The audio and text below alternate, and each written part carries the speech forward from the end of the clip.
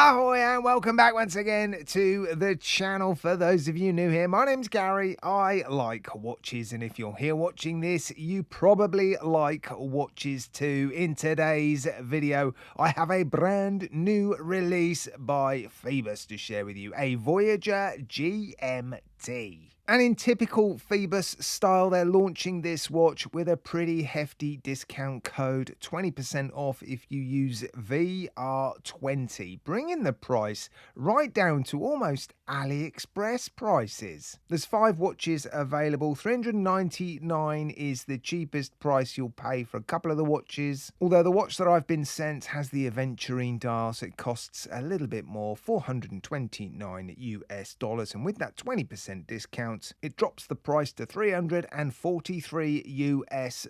That discount code will work until the 10th of July. And when they invited me to review this watch, I did request this particular color version. It's a sort of Batman-inspired version, isn't it? But with an aventurine dial. Now, you probably already know what movement is inside this watch. It's a fairly affordable micro-brand GMT, housing an automatic movement. So, of course, it's housing the NH34. Feebas never disappoint when it comes to specifications or build quality, and again, like all their other watches, this watch packs a punch when it comes to the specifications. 316L stainless steel, double dome sapphire crystal with AR coating, impressive lume, ceramic bezel insert, of course, with it being a GMT, a bi-directional 24-click bezel action, and the bezel action is nice. The clicks are very solid and crisp, and yeah, it's just generally very smooth to rotate in both directions. Beautiful applied indices, very nicely finished hands, impressive finishing with the case, predominantly brushed, although there are some polished accents on this watch, just very few on the actual case. The outside edge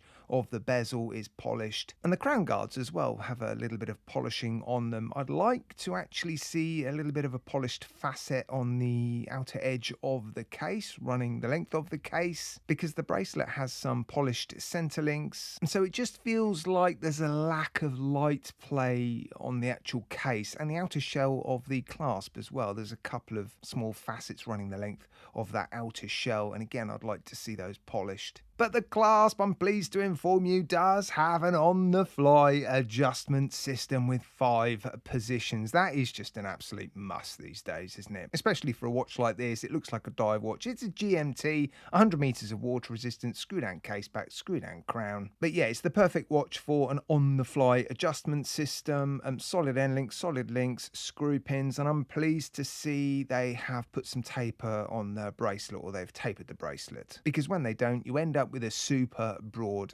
clasp, and I just find those a bit too bulky. But yeah, there's a little bit of taper on the bracelet, looks good. Double-ended quick release spring bars as well, which is a nice touch. Decent end link fits, and yeah, decent weight distribution all the way around your wrist because of the solid links in the bracelet and the fairly substantial sort of milled clasp. And again, in typical Feebas fashion, it's quite a chunky little brute, isn't it? Only 100 meters of water resistance, but yeah, it's still quite stocky. But because the weight is fairly evenly distributed around your wrist, you don't tend to notice that sort of top heaviness. It's comfortable on the wrist. Now, I've been reviewing Feebas watches for over 5 years now. They've been an incredibly consistent micro brand, haven't they? Producing watches like this. Yes, their designs are quite out there. Some you love, some you hate, and they rarely move away from, well, I guess this winning formula. It must be working for them because, yeah, they produce a lot of dive watches, a lot of dive style GMT watches. But I'm just wondering, is it time they tried something a little bit different? I don't want them to do what San Martin have done recently and start to put some high-end movements in their watches and start charging crazy